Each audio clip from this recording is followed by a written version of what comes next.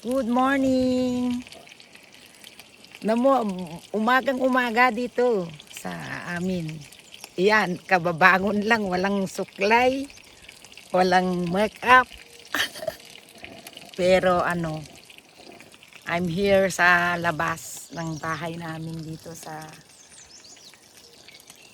Dog Ear Lake. Ayan yung ikita nyo yung lake doon. Tapos nagluluto ako ng dried fish. Ayan dried fish. Nagluluto ang lola.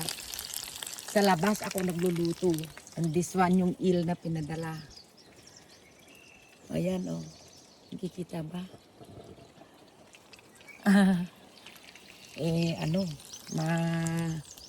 Maaraw pero malamig.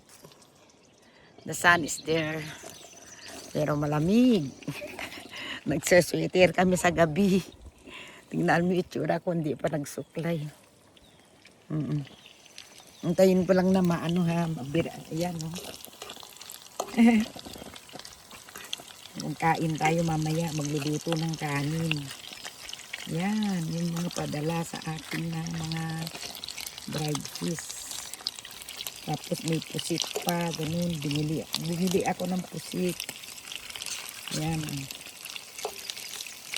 Masarap. Kaso lang bangking yung stove.